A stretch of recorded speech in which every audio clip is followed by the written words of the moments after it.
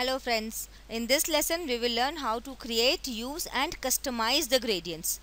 Let's create a new file. Go to File, New. I will leave it to default Photoshop size. Press OK. In Photoshop we have a variety of different gradients. This is the gradient tool. The shortcut is G. There are actually 5 different types of gradients. These 5 buttons up here are the 5 different types of gradients. I mostly use the first two, the linear gradient and the radial gradient. The last 3 are more specialized gradients. Let's talk about this first one. I'll select this. Let's click here and drag it down by holding shift so that we can drag in a straight line. We have created a gradient from black to white. You can see that it is showing here from black to white. Since we started from top, our gradient started from there. We can determine the area for the gradient by determining the starting point and the end point. If we check this reverse box on, you can see that the gradient has been reversed. Now it is from white to black. I'll undo. If I now click from top to bottom by holding shift, it will create a gradient from white to black. Let's uncheck this and talk about other types of gradients. I'll undo. Let's now select this radial gradient. Let's click at the center and drag it to the corner. Now our gradient is into a circular form. Again we can click on reverse and create a reverse gradient. I'll undo. Again click at the center and drag it to the corner. Now the gradient is from white to black. We have got this vignette type of effect. Let's deselect the reverse again. Now let's see at this angled gradient. If I click on this and click at the center and drag it to the corner, this is an angled gradient in a clockwise direction starting from here to here. Undo. Now go to this reflected gradient.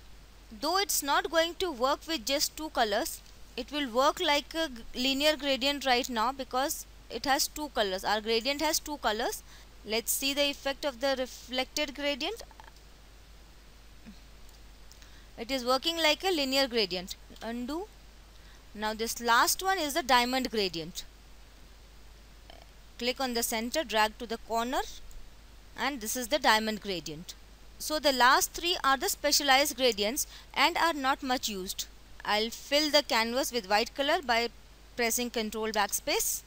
Now we will talk about other options of the gradient tool. These are the tool preset. We will not mess with them in this lesson. These are the blend modes. This is the opacity. We can play with opacity to get some cool effects. This dither option, I always keep it checked on. If you check it off, you will see kind of banding in the gradient. This transparency is to use any kind of transparency in the gradient. If we drop down this menu, these are the default types of gradients. And some of these have a transparent grid with them, like this one and this one. If we select this gradient, and this box is unchecked, you can see that the whole gradient has become one color, that is black. If I check it on, the transparency grid can be seen. Let's unlock this layer by double clicking on this. OK. Select the whole layer by control clicking on the icon and delete the white color. Let's select the linear gradient and click and drag. These are the transparent pixels. If this transparency is turned off and if I try to create a gradient, you can see it does not create those transparent pixels because the transparency is off. I'll switch it on. Let's again fill it with white color by pressing Ctrl backspace. There are also different libraries of gradients. Click on this drop down and on this gear button. This is the library of the gradients. There are many types of gradients here. We can load any of these, or we can load gradients of our own which might be saved on our PC or someone might have sent us, or we can create our own gradient and save from here. Let's change our view from small thumbnail to small list. This list will describe the respective gradients. This first one is from foreground to background. Our foreground color is black and background color is white. That is why this is from black to white. Similarly, all the gradients have their names. Cool. Let's click anywhere else to close that menu. We can also customize our gradient by simply clicking on this gradient. It will open this gradient editor. These are the preset gradients which we saw on the small list here, and this is that gear button to load the gradients from the library. This bottom half is the area to create a customized gradient. We can create two types of gradients, solid or noise. If I select this noise gradient, you can see this kind of noised pattern here. I never use this noise gradient. Let's switch it back to solid. Now the smoothness is set to 100% by default, but if we want our gradient to be a bit sharp, we can adjust. This gradient bar is very important to create a gradient. Let me change this gradient to this transparent pixels one. By default it has these 4 different color stops. The top ones control the transparency. These are called transparency stops. If I click and select this one, you can see that this small arrow has turned black. It means that this one has been selected. Now this white means 0% opacity and this black means 100% opacity. If I reduce this to 50%, you can see that our black transparent stop has turned grey. I'll turn it back to 100%.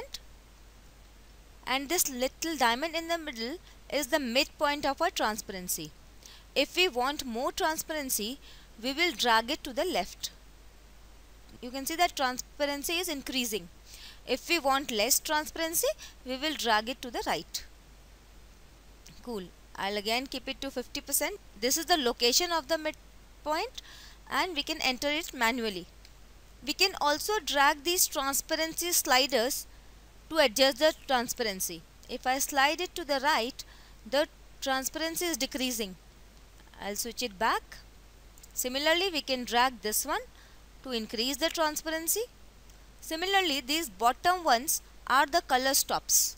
We can select them in the same manner, and this is the location for the color stops. Let's go and change the color of this stop. With this drop down, we can select a foreground or the background color. But if we click on this swatch here, we can select any color we want. I'll select say dark blue color. Okay. I'll also change the color of this stop. Click on this, click on color and select a yellow color. We are not limited to only these two color stops. We can add as many color stops as we want. To do so, bring your cursor below the strip till it changes to this hand. This little hand means that we are going to create another color stop. Suppose I create a color stop here and now give it a color.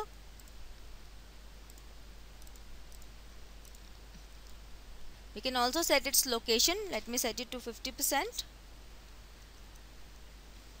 Like this, we can create as many color stops as we want.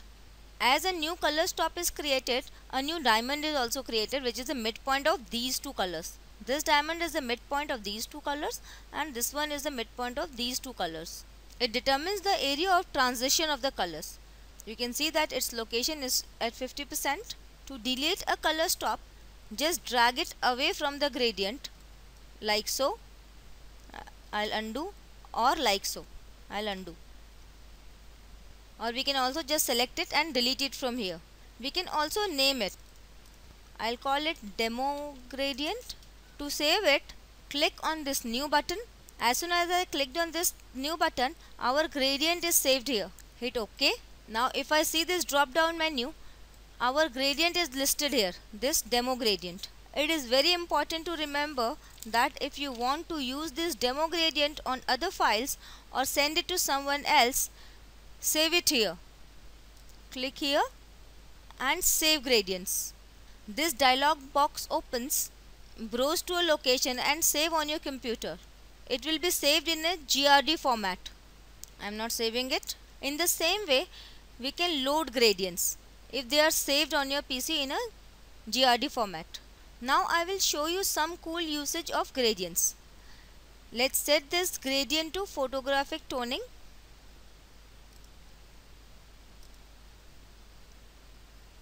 Click OK. Click No. Let's open the file.